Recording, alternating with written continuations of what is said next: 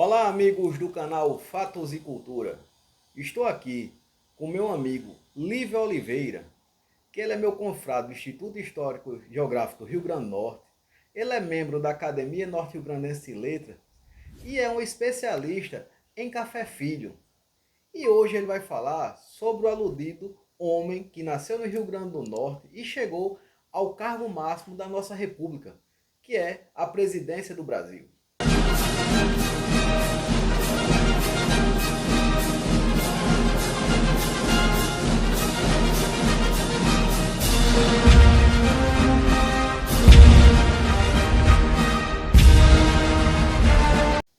Pois é, meu amigo, eu, na verdade, não posso dizer, Cassimiro, que eu sou um especialista em café filho, porque café filho, na minha opinião, são vários.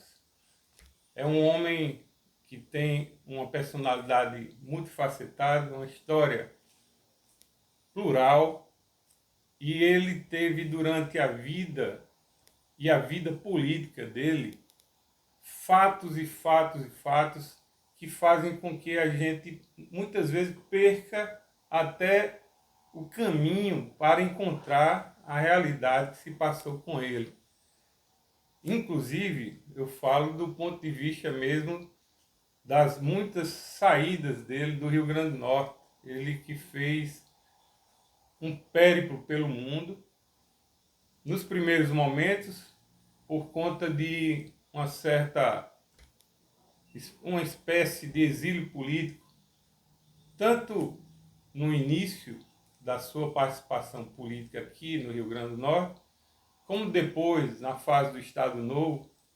Então ele teve em vários locais, fugindo muitas vezes para sobreviver até fisicamente. E Café Filho construiu uma história absolutamente incrível, diferente de todas as personalidades históricas do Rio Grande do Norte. E chegou ao patamar de presidente da República. Foi o único presidente da República nascido em solo potiguar. E isso não é fácil, ainda mais tendo nascido num lugar pobre. Ele nasceu na Ribeira e fez a vida política dele praticamente nas rocas. Então, ali, entre a Ribeira e as rocas, ele começou a trajetória que depois foi triunfante, chegando um dia ao Catete, no Rio de Janeiro, que era a capital da República. Olívio, e falando no nascimento dele, a família, qual era a religião dos seus pais, a religião dele, onde ele nasceu, qual foi o local exato? Pois é, ele nasceu na Ribeira, ali na rua 15 de novembro, né? Ou do Triunfo.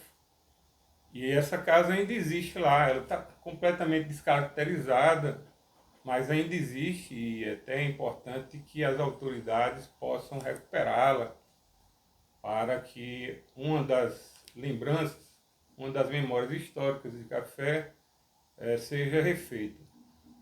Ele, o pai dele era um homem extremamente rigoroso, auditor fiscal, e ele teve uma participação na maçonaria e depois foi ser evangélico. Ele foi um dos fundadores daquela igreja presbiteriana que existe ainda lá na rua João Pessoa, na Cidade Alta. Aliás, há uma foto lá que eu tenho quase certeza que é dele, do pai dele. E alguém me disse que existe uma foto de Café Filho criança naquelas imediações. O pai era extremamente rigoroso, né? João Fernandes Campos Café, a mãe, Dona Florência, uma mulher amorosa, e eles estão enterrados no cemitério do Alecrim. Aliás, o presidente Café veio fazer visitas em algumas épocas da história dele a esse túmulo, que muitas pessoas pensam até que Café está enterrado lá. E Café, conforme a documento aqui, ele está enterrado no cemitério de São João Batista, no Rio de Janeiro. E é logo naquela primeira rua onde ficava o túmulo de Augusto Severo e onde fica o túmulo de Rui Barbosa. Eu fui visitar com o neto dele, João Fernandes, João Café Filho Neto, que é um nome curioso, porque foi quase uma exigência do presidente que o neto tivesse o nome dele. E aí, como o nome de Café Filho, depois houve uma mudança, tem até uma certidão de nascimento, que é até mais recente, ele deixa de ser João Fernandes Campos Café Filho e passa a ser João Café Filho, certo? E aí o neto, ele é João Café Filho Neto, é um nome curioso. A outra neta se chama Ana Paula Café e ela veio recentemente aqui na homenagem que foi prestada na Assembleia Legislativa do Rio Grande do Norte pelos 70 anos da posse de Café Filho na presidência da República. Esse evento é muito interessante e vem acontecendo a exposição por este mês agora de outubro e certamente vale a pena conferir. Ela veio e fez uma doação em nome da família de alguns bens que vão ficar com a Assembleia Legislativa do Rio Grande do Norte e vão se somar com os bens que já existem aqui, que vieram para o Museu Café Filho em 1979, quando os dois netos também estiveram aqui com Dona Marisa, que era a mãe dos dois, a nora de Café Filho, a única nora, já que Café Filho teve só um filho, que foi Eduardo Café, falecido num voo militar em 1974, portanto 4 anos depois do presidente, que faleceu em 1970. Aliás, lembro que o presidente nasceu em fevereiro de 1899, 10 anos após a proclamação da República. Ele nasceu lá entre a Ribeira e as Rocas. Agora é interessante que, inclusive, ele nasceu na rua 15 de novembro, não é isso? Uma rua marcante. Exatamente, mas esse aspecto para marcar a participação republicana do presidente Café Filho. Agora é interessante que Café Filho teve duas fases interessantes, como na juventude, né? Uma no Tribunal do Júri, não é isso? Sim. Ele Café Filho, ele era um homem que tinha uma visão social muito avançada. Ele se diferenciava por isso. Tinha preocupação com aqueles habitantes pobres das rocas, da ribeira. E ele passou a fazer defesas. Inclusive, uma das primeiras foi no Tribunal do Júri, em que ele foi voluntário para fazer uma defesa numa situação bem delicada, em que tinha acontecido um crime. E ele teve um imenso sucesso. Depois ele passou a ser um rábula, um advogado provisionado, um advogado leigo. Foi a Pernambuco para se formar em Direito. Não foi na Faculdade de Direito do Recife, foi numa faculdade de, se não me engano, Ciências Econômicas, Contábeis, e que tinha Direito também. E ele não conseguiu concluir. Há quem diga que foi porque ele veio de volta para casar com Dona Jandira. Mas ele não conseguiu, mesmo assim, ele fez uma espécie de concurso para o Tribunal de Justiça e passou a advogar livremente. Então ele tinha uma capacidade enorme de oratória, de argumentação, e ele foi um grande advogado nesse sentido. Ele advogou realmente com, assim, intensidade, a ponto, inclusive, do Dr. João Maria Furtado, pai de Roberto Furtado, que tem um livro famoso chamado Vertentes, um livro belíssimo, dizer que ele foi, Dr. João Maria, que foi depois desembargador, foi estagiário no escritório de Café Filho. Que interessante. Então, a vida jurídica de Café Filho, ela é muito relevante. E há até livros que citam isso com destaque. Tem um livro falando sobre os grandes rábulas brasileiros, e eu tenho aqui entre os meus, no meu calhamaço aqui de coisas, né, nos meus alfarrábios, eu tenho esse livro também. Mas Café Filho foi interessante sob várias vertentes. Era um homem realmente ligado à palavra, ligado às letras, era um intelectual.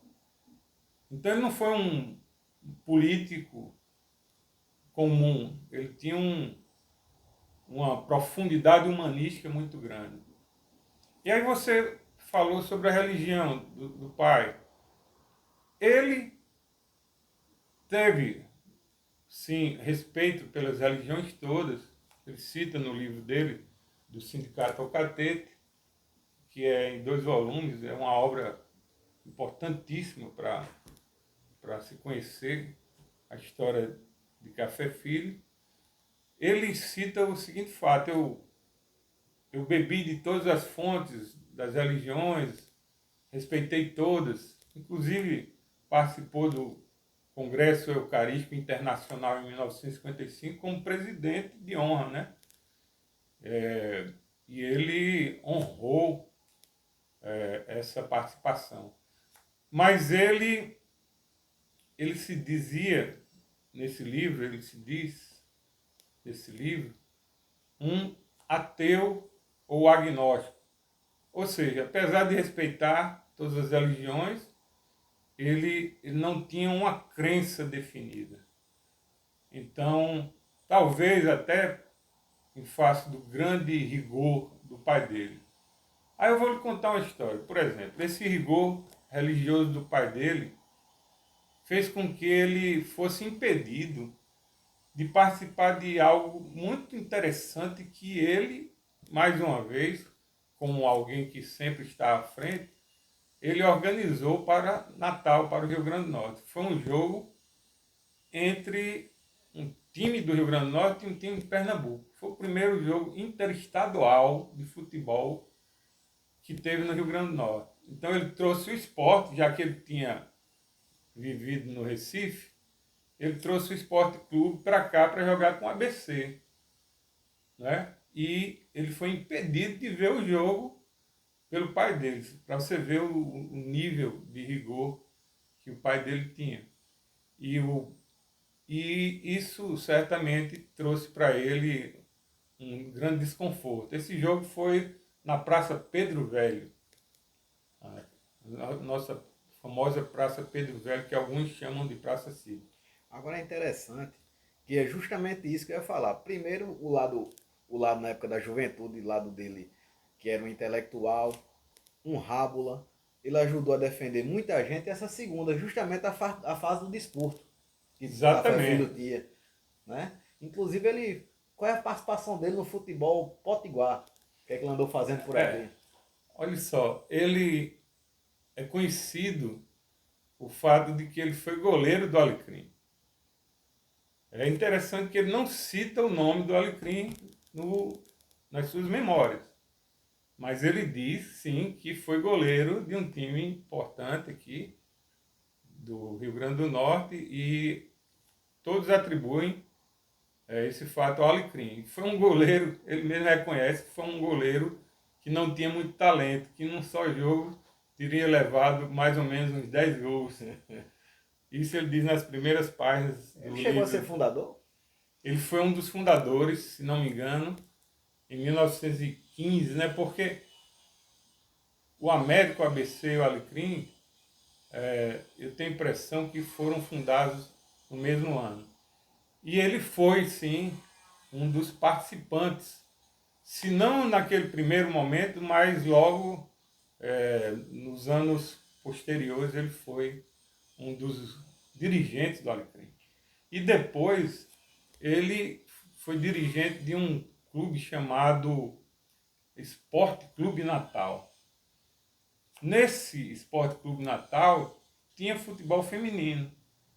Lá jogava numa posição importante no time uma senhora chamada Jandira Café.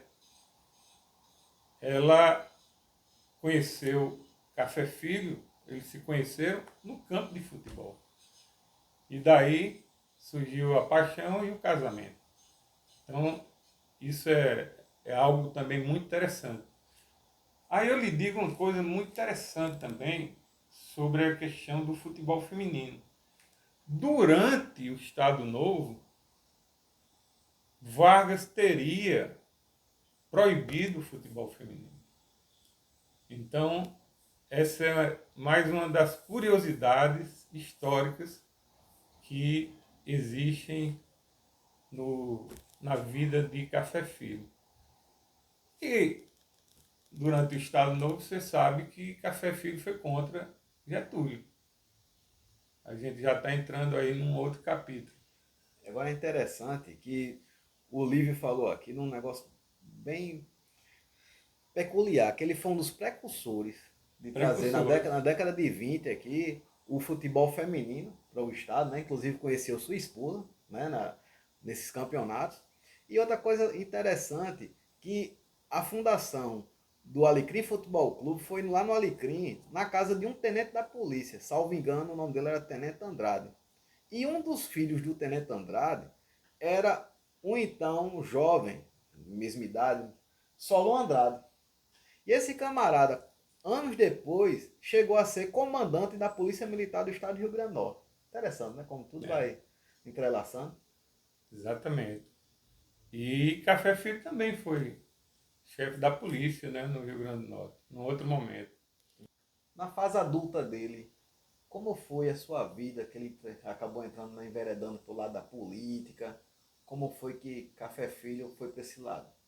Bem, como ele era um líder sindicalista muito forte e tinha esse lado da advocacia dos pobres, ele foi ficando popular.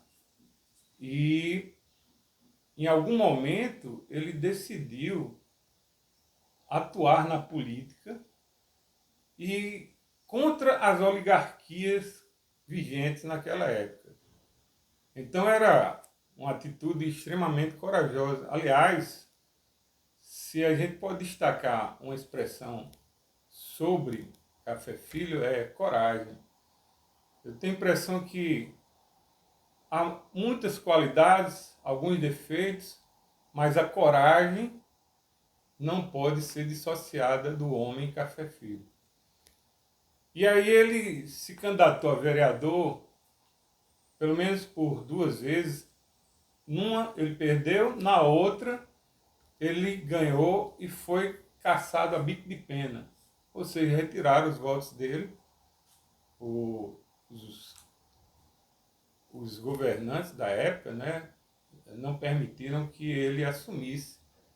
Ele, inclusive, tinha um parceiro que o admirava muito, que era o Sandoval Vanderlei, Aquele homem que era do teatro, partidário, né? o homem do teatro, o nome do nosso teatro ali no Alecrim. Sandoval Vanderlei tem até um livro em que ele fala muito sobre Café Filho e sempre de forma elogiosa. Café Filho não havia mudado em nada até chegar à vice-presidência. E esse livro acaba justamente no período da vice-presidência, não sei se Sandoval faleceu logo após. Mas o que acontece é que ele passou a ter uma importância muito grande política, e aí ele, em algum momento, também, por promover uma greve, a primeira greve do Rio Grande do Norte, greve geral, e por outras e outras posições muito firmes que ele teve que sair do Estado. Até porque a polícia do governador na época foi até o sítio de Jaguarari, onde morava a família dele, e foram surrados os familiares dele. e outros amigos e operários. Nesse momento ele estava no outro estado, não estava no Rio Grande do Norte, e teve a sorte de não ter apanhado também. Então, ele, por um certo tempo, passou a viver em Bezerros, Pernambuco, e depois também na Paraíba. No outro momento, ele viveu em Itabuna, na Bahia. Quer dizer, teve uma vida errante nesse sentido, uma vida com um certo dinamismo que talvez não fosse voluntário, né? Ele teve que realmente sair da sua terra para depois voltar com segurança. E aí, quando ele voltou, ele conseguiu se eleger deputado federal, certo? E, e aí ele passou a fazer uma política contra o Estado Novo, em 1937. Lembrando que na Revolução de 30 ele apoiou Vargas.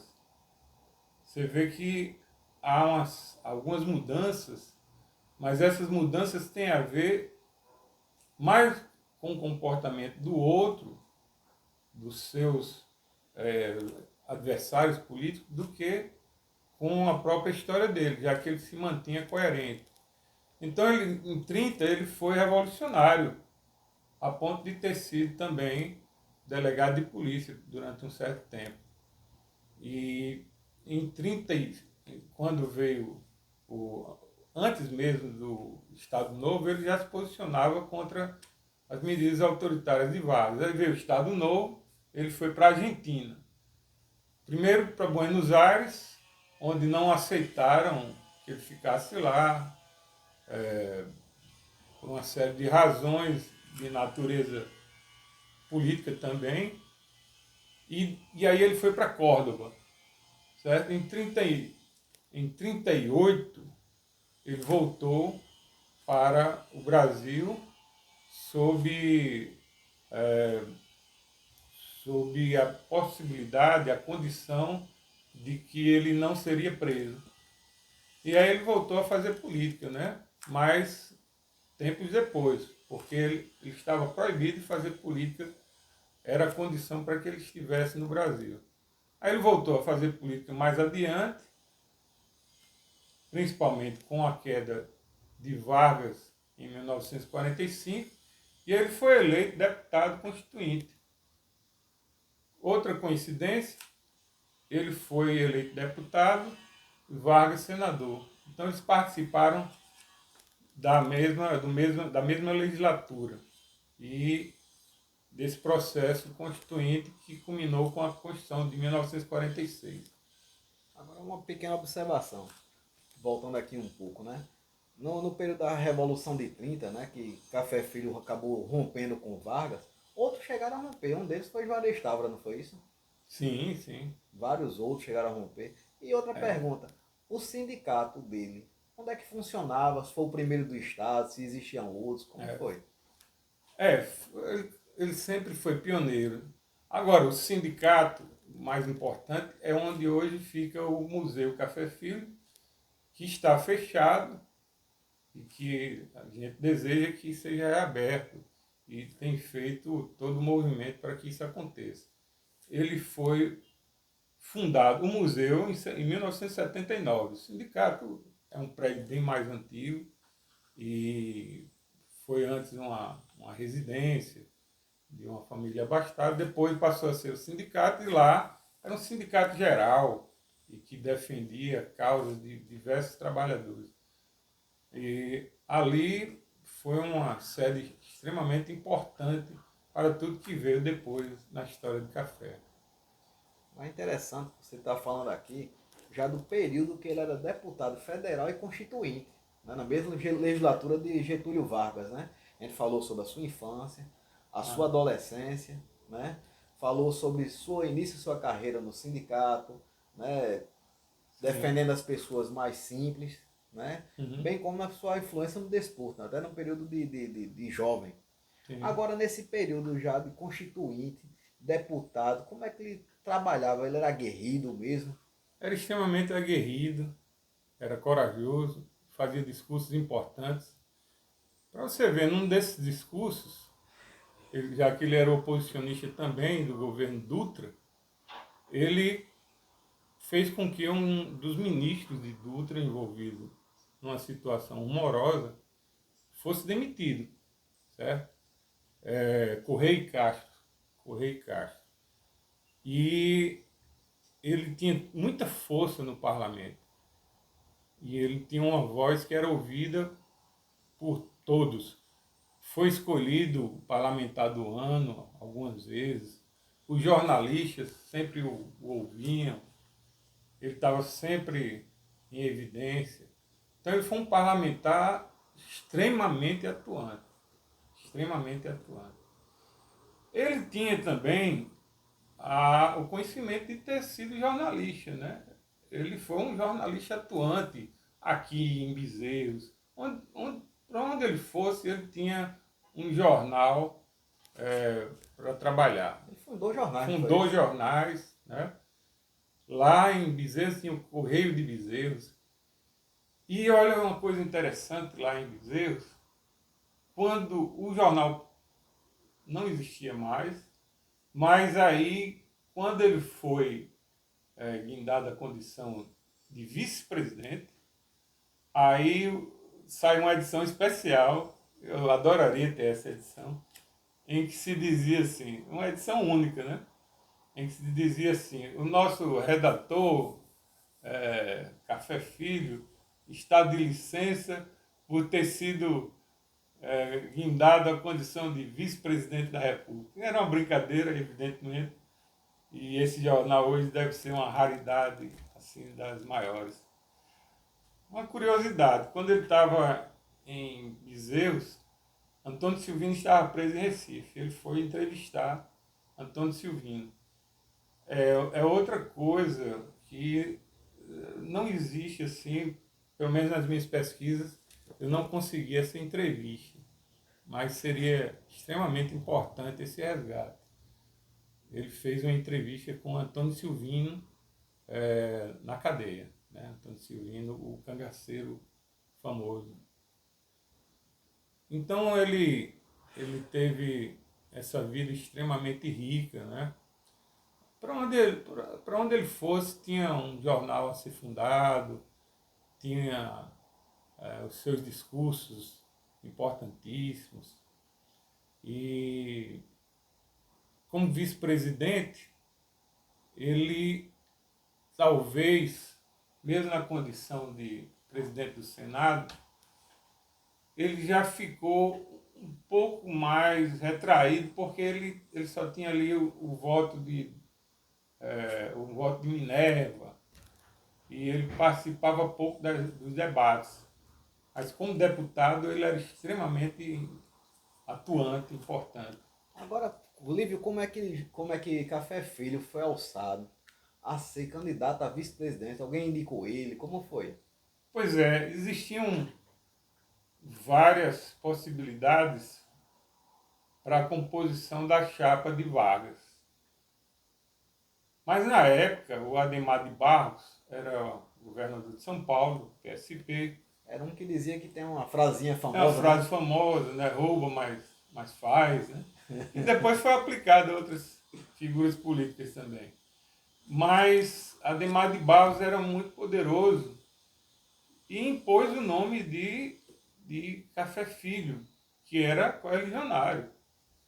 Café Filho tinha muitas relações políticas, mas essa era uma relação meio controversa, né? Com uma figura como Adhemar de Barros, um populista e que muitas vezes era acusado de corrupção. Adhemar de Barros influenciou nisso quando Getúlio pensava em outros nomes, como Mascarenhas de Moraes. Tinha um que se chamava, se não me engano, Oswaldo Oliveira. Tinham vários possíveis candidatos a vice de Getúlio. E aí Getúlio tinha um horror, um verdadeiro horror a expressão que foi usada era nojo físico, acho que foi o Murilo Melo Filho que disse isso, de Café Filho. Mesmo assim, ele viu que ganharia com essa parceria, né? O Estado de São Paulo não poderia ser ignorado. E aí o que acontece? Em vários momentos, Getúlio subia ao palanque com café e não citava o nome de Café Filho. Isso aconteceu aqui na Praça Pio X, num comício que teve em 1950, em que estavam Silvio Pedrosa, Liceu Rosado, né? Getúlio Café, e algumas pessoas, como Alberto Furtado, o saudoso Tiziano Duarte, comentaram sobre esse assunto. Getúlio não falava o nome de café. E começaram a gritar, café, café, café.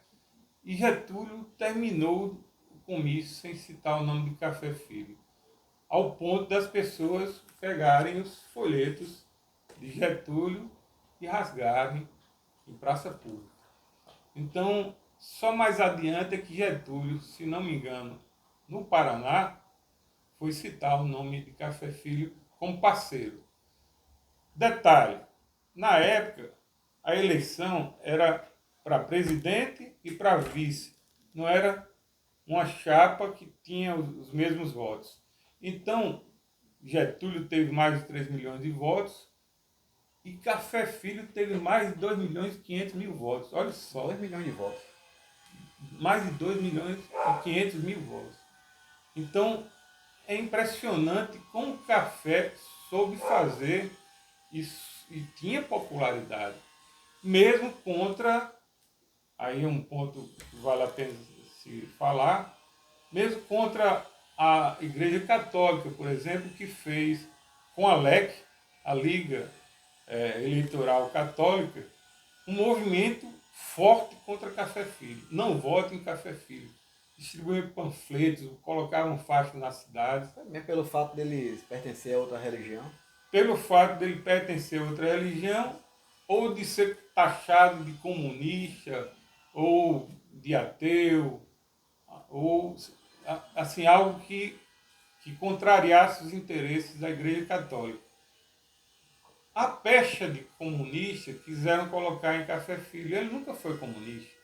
Ele tinha ideias socializantes, tinha ideias, preocupações sociais, mas comunista ele nunca foi, a ponto de recusar participar, juntamente com Prestes, da Aliança Nacional Libertadora. Nacional Libertadora.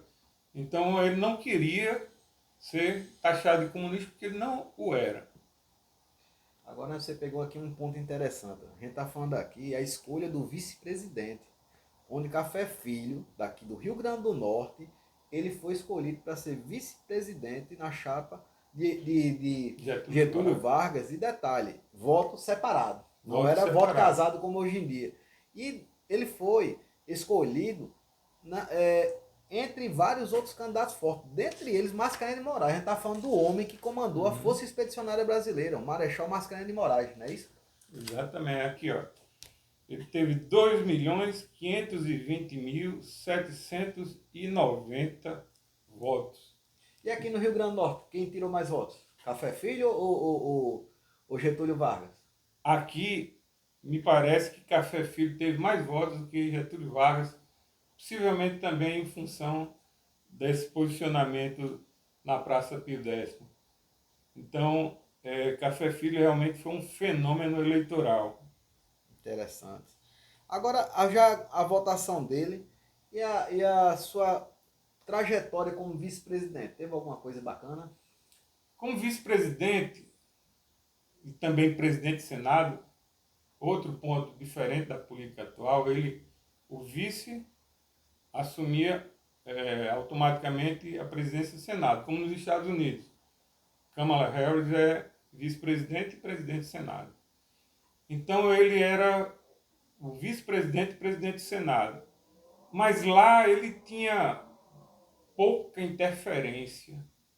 Já como senador, como presidente do Senado, ele tinha pouca interferência nas políticas dos senadores, porque era uma figura mais de equilíbrio e mais de manutenção do status do que uma figura participativa como ele podia ser como deputado. É tanto que ele reclamava para os amigos, "Oh, eu não posso fazer mais o que eu fazia", né? Porque ele tinha uma liberdade total como deputado, né? Como deputado ele fazia os discursos que queria e os pronunciamentos que queria, direcionava a bancada dele. Já como presidente do Senado, ele tinha uma posição mais neutra. E como vice-presidente, ele ficou realmente meio que escanteado pelo presidente Getúlio Vargas, que era um homem de uma estatura realmente elevada do ponto de vista político. Ninguém pode negar. Infelizmente, já com uma impopularidade muito grande, que culminou depois na grande crise que veio em 54. Mas durante esse período como vice-presidente, ele conseguiu.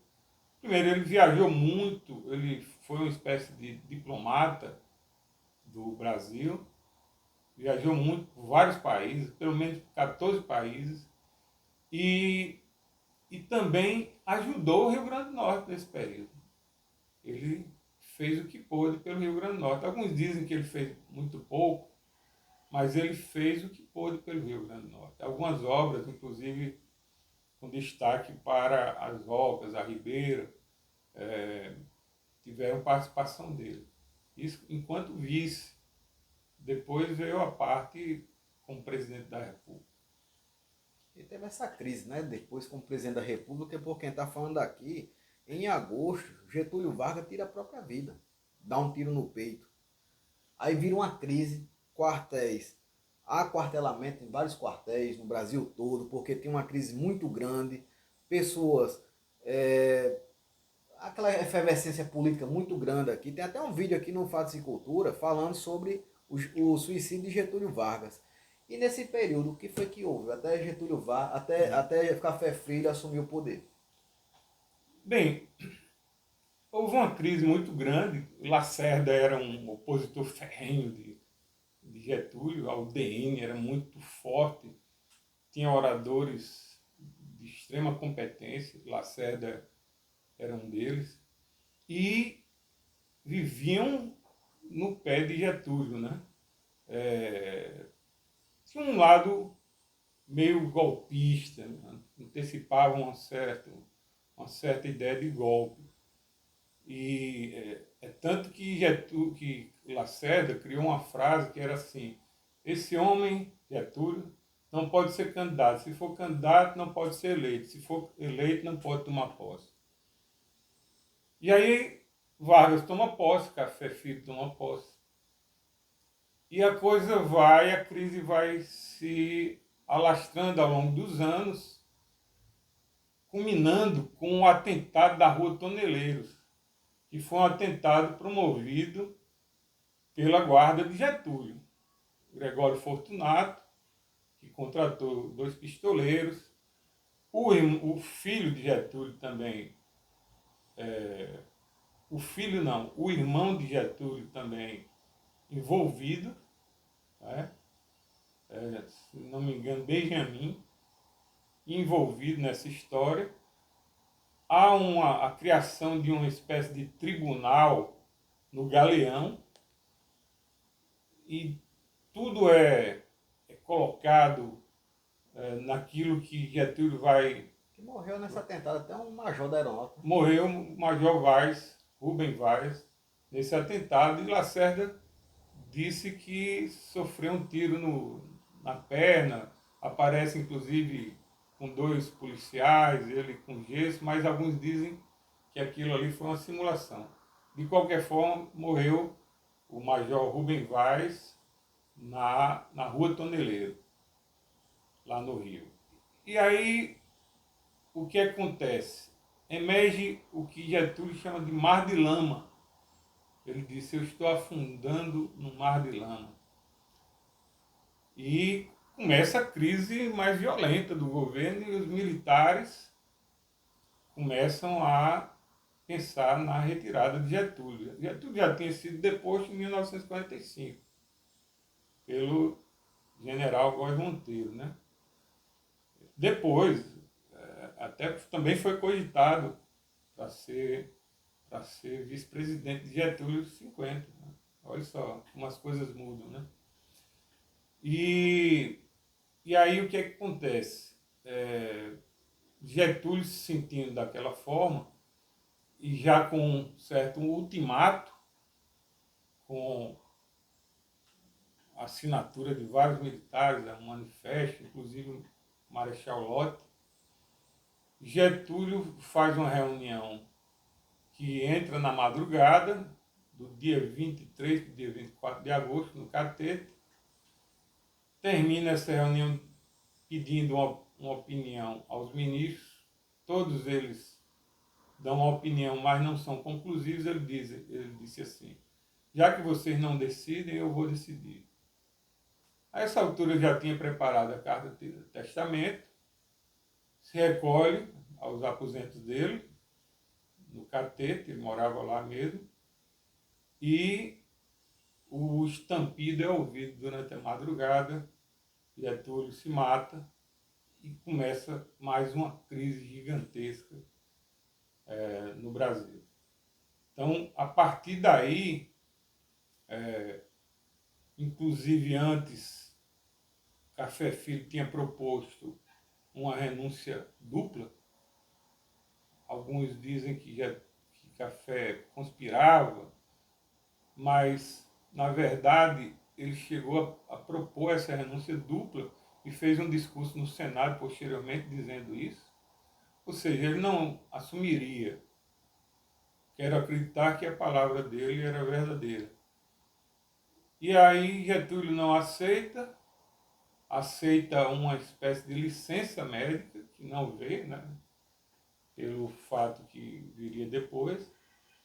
E a morte de Getúlio provoca uma comoção nacional com milhões de pessoas nas ruas, um empastelamento de jornais, queimaram a tribuna da imprensa. Aliás, tem um depoimento do ministro Aloysio Alves sobre isso, depoimento que ele deu para mim, que eu até escrevi uma vez na tribuna, para mim e para o saudoso Luiz Eduardo Carneiro Costa, ele dizendo que ele conseguiu entrar na tribuna da imprensa durante aqueles momentos em que estavam empastelando, chamava essa expressão, usava essa expressão, e ele conseguiu retirar alguns documentos de lá. Não foi agredido nem nada. Aloysio, lembre-se, trabalhava com Carlos Lacerda, como Sarney também trabalhava com Carlos Lacerda, na tribuna da imprensa, que era o jornal que fazia oposição ferrenha a Getúlio Vargas. Bem, a partir daí o que acontece? Café Filho não tem outra opção a não ser tomar posse, e ele não vai para o Catete, por motivos óbvios, vai para o Palácio das Laranjeiras, onde começa a despachar. Ele não é reconhecido. Quando chega lá, perguntam quem ele é, ele diz: eu sou o presidente da República. E aí alguém tem que esclarecer para a segurança que aquele era o vice que estava assumindo. Não foi mesmo, o cara chegou lá: rapaz, você não vai poder entrar não, porque eu não lhe conheço. Quem é você? Não, eu sou o novo presidente da República. Não vai entrar não. E ele tinha esquecido documentos, esqueceu tudo. Tinha esquecido em casa, na prece. E aí começa todo um drama também para a escolha do ministério. Tem pessoas que se autonomeavam. E aí ele foi fazendo a escolha do ministério e muitas vezes sem documento mesmo. É você, é você. Por exemplo, Tancredo abandonou o Ministério da Justiça, ele era o ministro de Vargas, né? Deixou lá. Aí tinha que ser escolhido o ministro da Justiça, que depois foi, não naquele momento, mas depois foi o ministro Seabra Fagundes, né? Nosso potiguar, que saiu também com pouco tempo. E aí o ministro da Guerra, na época, das principais escolhas. E foi escolhido Lott, Marechal Lott. E, bem, depois vieram outros fatores que a gente pode explorar. Agora é interessante. E já como ele empossado, o que é que ele fez de interessante no seu governo? Bem, ele fez. Primeiro, eu acho que ele manteve a paz. Veja só, ele manteve a democracia. Ele governou entre dois períodos, eu chamo assim, entre dois arranha-céus, tinha uma casinha. Um arranha-céu se chamava Getúlio e o outro arranha-céu se chamava Juscelino Kubitschek. E ele tinha 1 ano e pouco para concluir o mandato de Getúlio. Fazer um mandato tampão, não é isso? Exatamente. E aí ele conseguiu fazer, concluir uma série de obras, mas ele fez coisas interessantes, como terminar a usina hidrelétrica Paulo Afonso, É até citado uma música, né? uma música de Luiz Gonzaga, uma belíssima música. Ele reconstituiu a comissão para delimitar o território do Distrito Federal, Brasília. Então ele tem uma participação, mesmo que pequena, na construção de Brasília. Depois caiu nas mãos de Juscelino, que deu continuidade, né? Inclusive deu início até na época do Dom Pedro II, não foi? Um projeto. Algo que vem desde lá, né? Desde aquela época. Quando Dom Pedro II falava em vender as joias da coroa, né? Para acabar com as secas. Mas com as secas não, com os problemas da seca, ninguém acaba com a seca, né? Mas, e aí a questão da usina hidrelétrica, realmente houve a intenção de Café Filho trazer também para o Rio Grande do Norte. Mas ele, com todo o movimento que ele fez, inclusive criando um grupo de trabalho para isso, essa energia de Paulo Afonso só veio no governo de Aloysio Alves, né? De qualquer forma, a importância dele para isso foi fundamental, já que foi ele que concluiu a obra.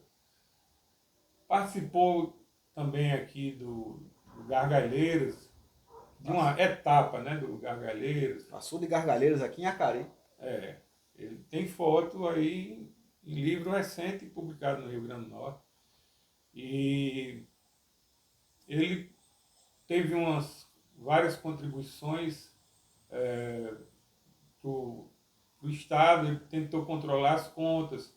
O ministro dele na época, da Fazenda, era Eugênio Goudin. E aí ele tentou organizar as contas de uma maneira que eu posso dizer que Juscelino também se beneficiou dessa questão da probidade de Café Filho. Aliás, era um homem extremamente probo, honesto, pessoalmente. Isso é algo relevante, deve ser dito. Terminou o governo. A gente tem que dizer que ele também sofreu impeachment, né? Foi um dos primeiros a sofrer impeachment, porque no processo eleitoral para a eleição de Juscelino, havia um movimento da UDN para que Juscelino não pudesse ser candidato, que era muito próximo de Getúlio.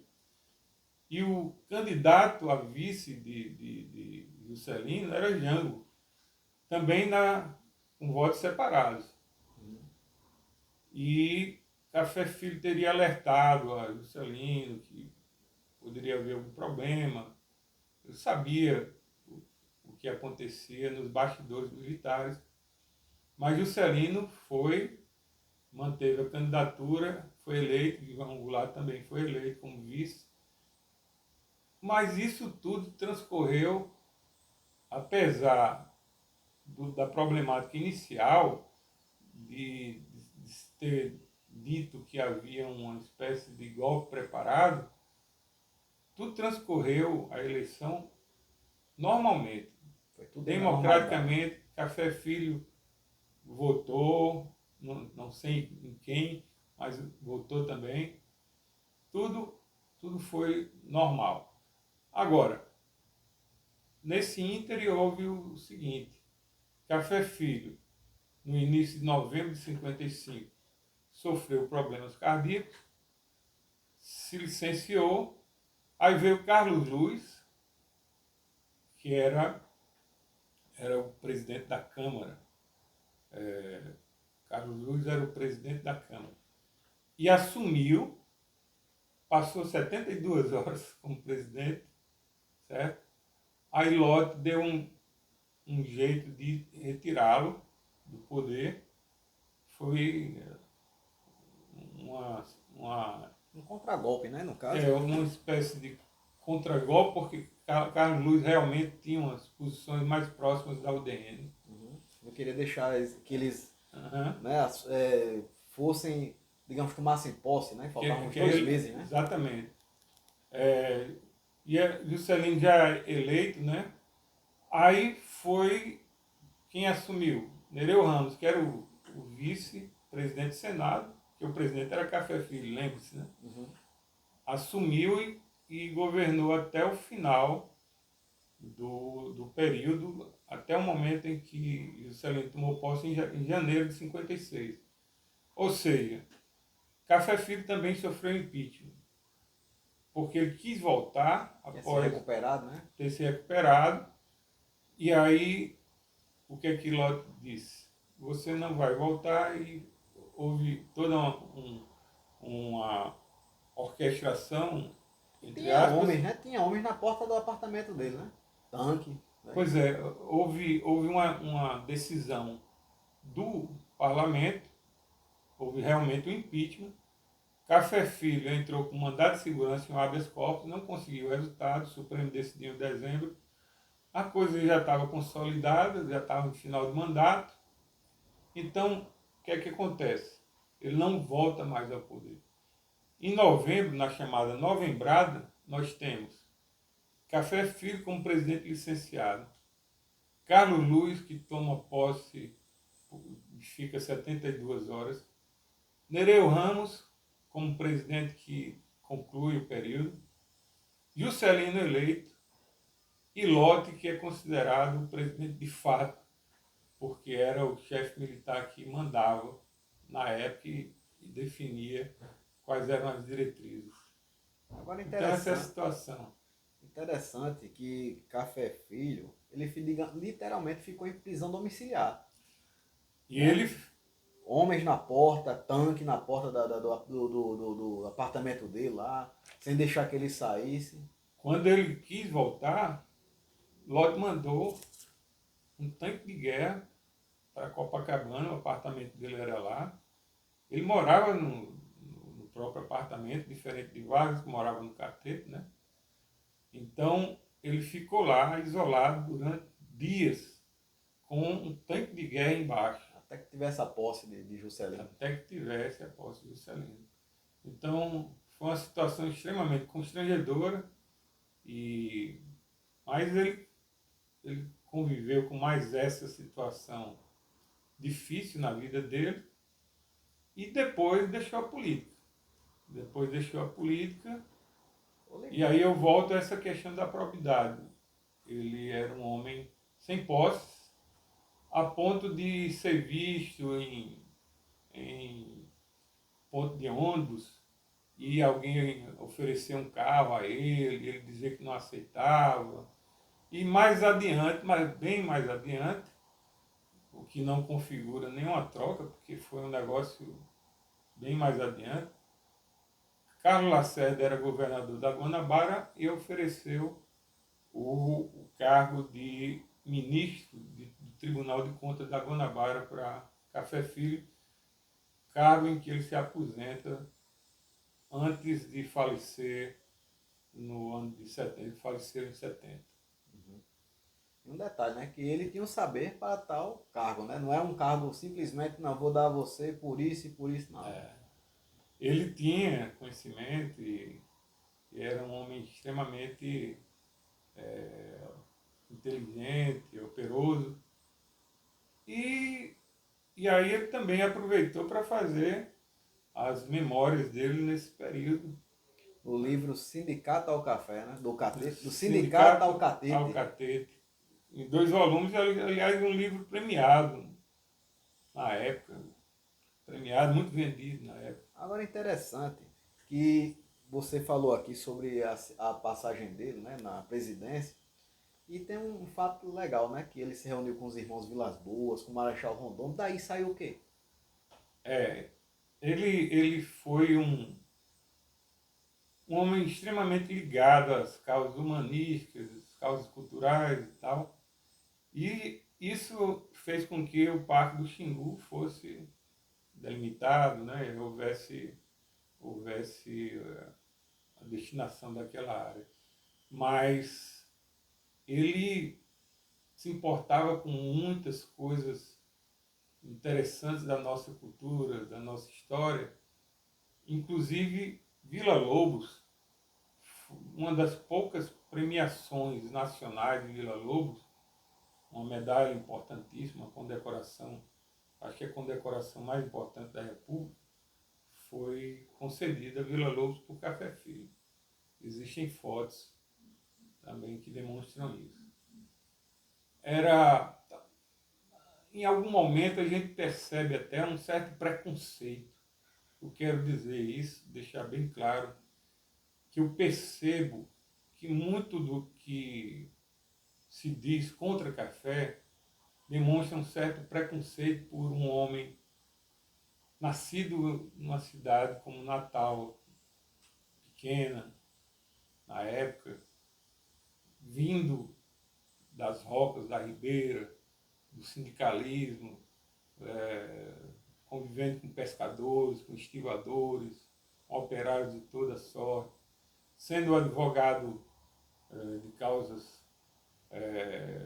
muitas vezes perdidas, mas operários, advogados pobres. Esse homem ter chegado, ter furado tudo isso, depois de exilado em vários lugares, e ter chegado ao cargo número 1 da República Brasileira. E aí a gente vê assim, um dia desses eu estava vendo um livro que fala que ele era um nordestino que sabia distinguir o quadro de um pintor do quadro de outro. Mas isso de uma forma pejorativa. Eu tenho, nas minhas pesquisas, encontrado vários pontos sobre isso, sobre essa brincadeira, De forma jocosa. Essa de inveja. forma jocosa contra ele, pelo fato de ser nordestino. Então, ele foi pioneiro até nisso, né?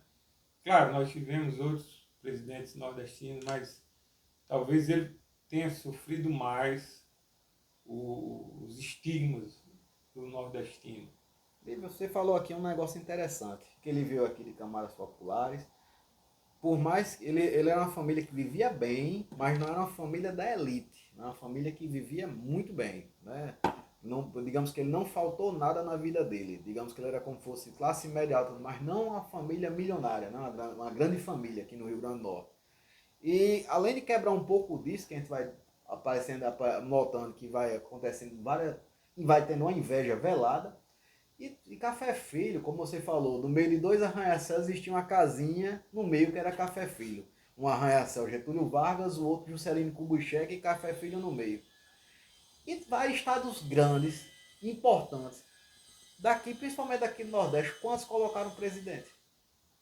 Tem Pernambuco, A Bahia botou? a Bahia, que eu me lembro, não. Ceará. Maranhão, Sarney, né?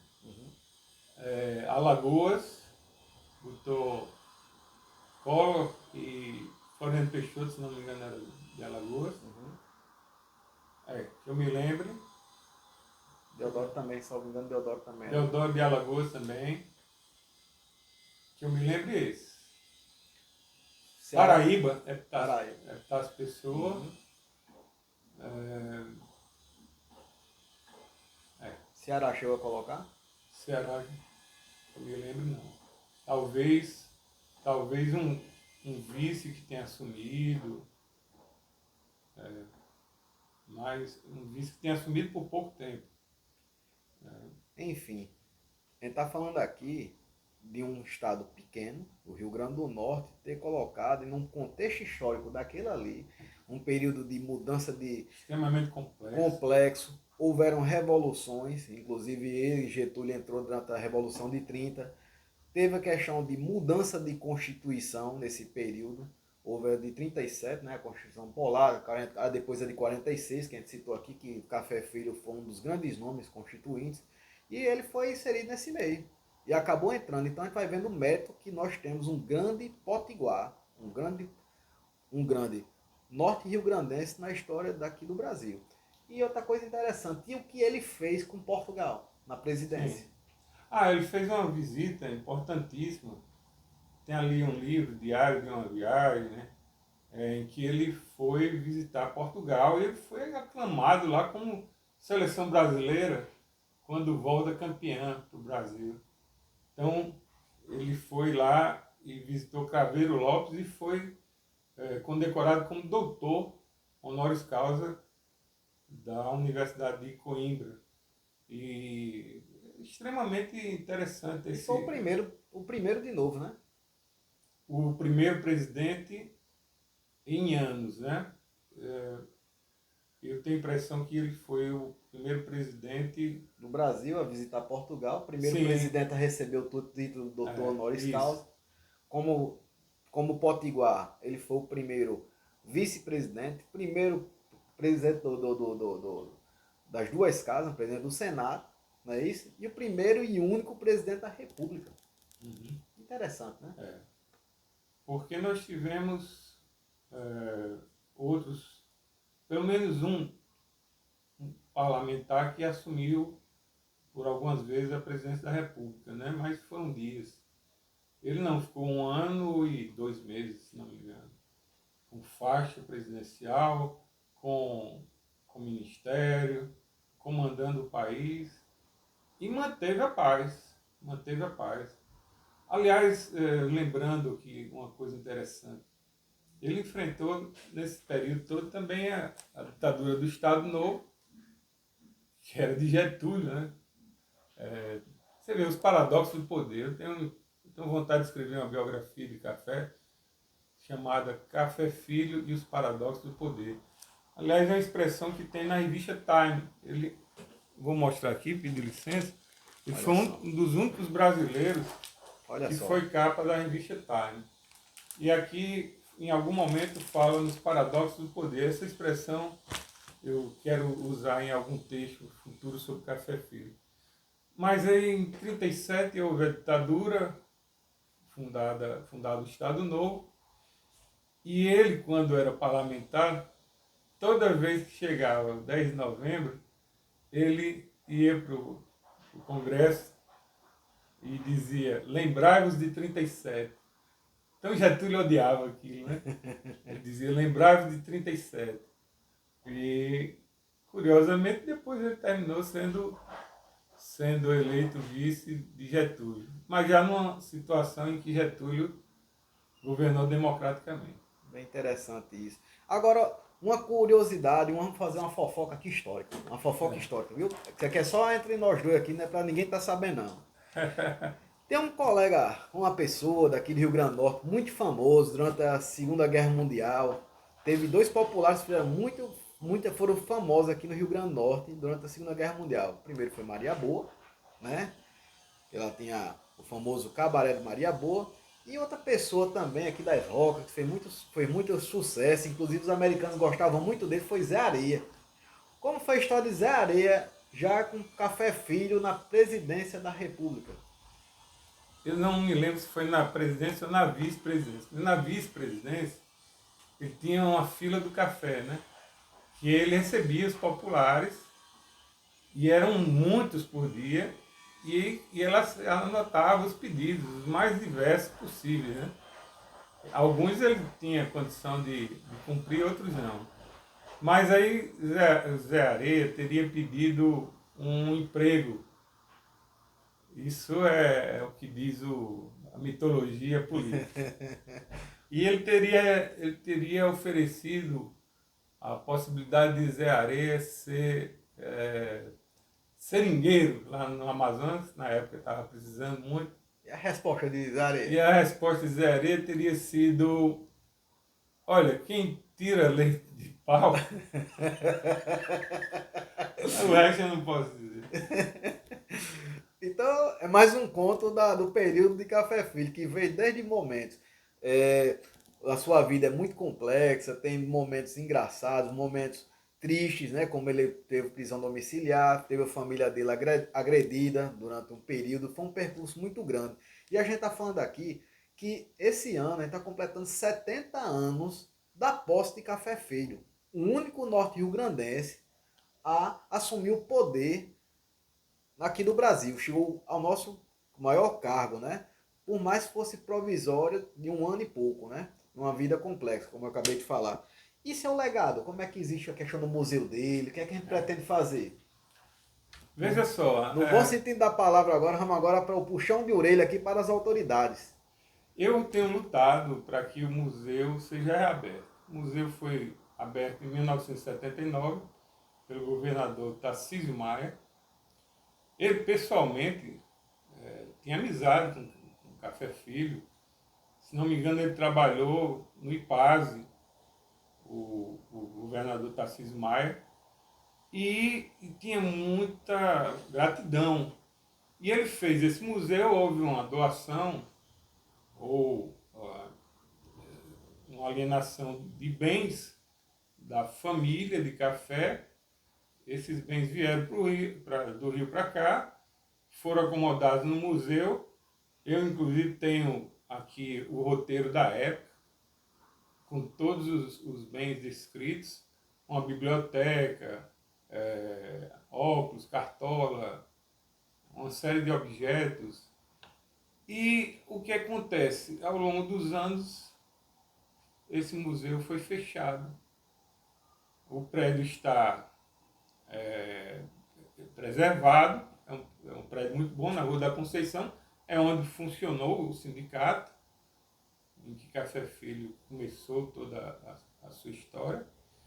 E esse museu precisa ser reaberto. Então eu tenho pedido muito às autoridades que olhem para aquele museu, que refaçam aquele museu e possibilitem que os potiguares e aos que vêm de fora possam visitar e conhecer mais o homem que foi o único presidente da República nascido no Rio Grande do Norte, nascido em Natal. E uma coisa que eu quero lhe colocar assim como exemplo de como é nocivo não termos um museu como esse. Não termos mais, pelo menos por enquanto, esse museu.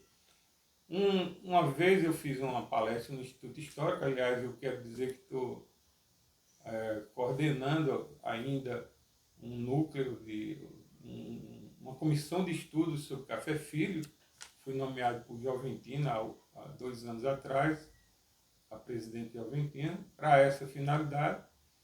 E uma das palestras que eu fiz lá, no Instituto Histórico, um bugueiro chegou para mim, quer dizer, uma pessoa do turismo, e disse: meu amigo, eu não posso falar sobre Café Filho porque não tem nada dele que eu possa mostrar para as pessoas aqui.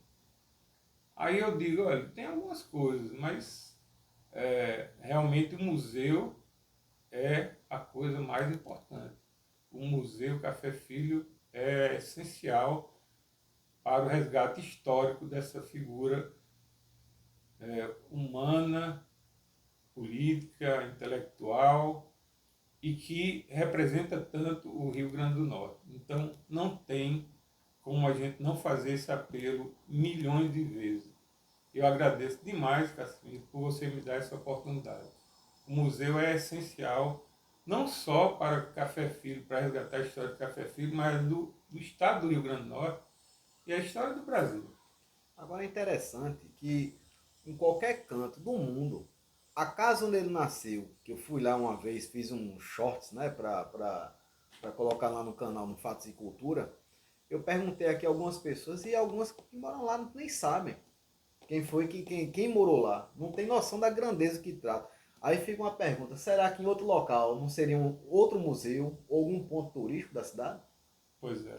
Aí outra pergunta, será Até uma dica para esse ano também, viu? É um ano importante. Em qualquer canto, será que aqui nós não falta nenhuma estátua? Um camarada dessa envergadura. Tem um busto que foi feito pelo município. Esse busto está guardado pelo município e esperamos que ele tenha uma destinação bem interessante.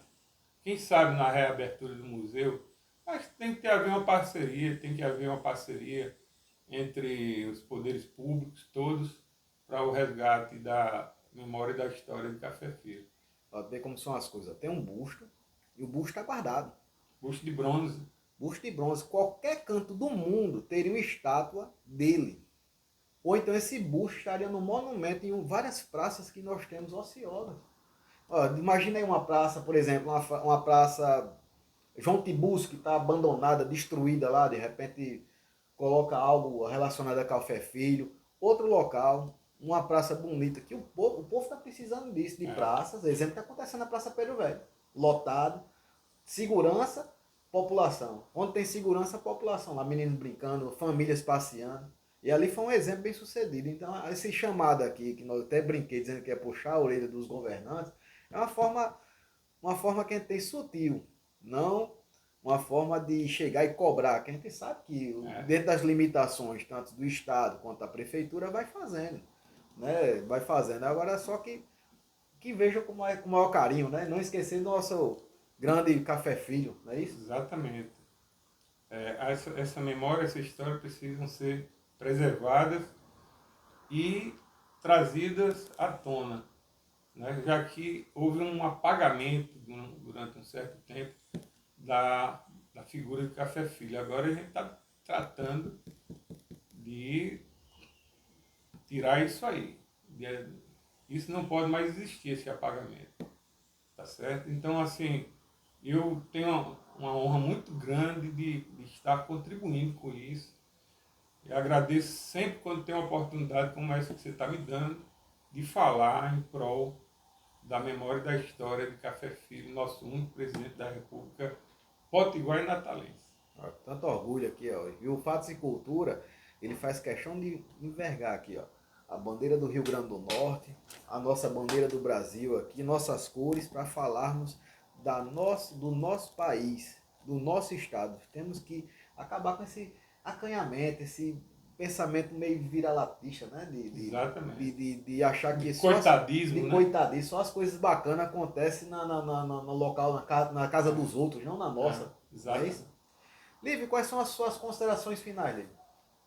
São essas que eu já tinha colocado no sentido de nós temos um presidente da República, nascido no Rio Grande do Norte, nascido em Natal, homem que teve uma história extremamente interessante, dinâmica, que dá até um filme, e que por algumas situações, por um contexto que a gente não consegue compreender, esse homem está um pouco esquecido no nosso estado, na nossa cidade. E também no Brasil. Se você for ao Catete, você vai encontrar só a história de Getúlio lá. Mas agora, nos 70 anos, eu e outros amigos, Alexandre Gugel, Norai, professor Spinelli, Renan, André, nós, no Instituto Histórico, com a força de Joventino como presidente e com apoio de pessoas assim, do nível de Cassimiro, a gente tem feito todo o trabalho para que não aconteça mais esse esquecimento. Que esse apagamento seja algo do passado e que agora, daqui para frente, Café Filho seja tratado como merece. Ou seja, alguém que há 70 anos atrás tomou posse na presidência da República do nosso país. Lívio, Muito obrigado. eu só tenho a agradecer, para mim é uma honra ter aqui a possibilidade de falar sobre Café Filho, saber que você está fazendo um trabalho exemplar, um camarada que é advogado, é poeta, escritor e tal, vai numa pesquisa sobre café, que tem várias coisas, fora outras que ele mostrou lá dentro, que tem muito acervo sobre café filho, e ele vai fazendo, e de outra, viagem que ele vai tirando do bolso para ir É.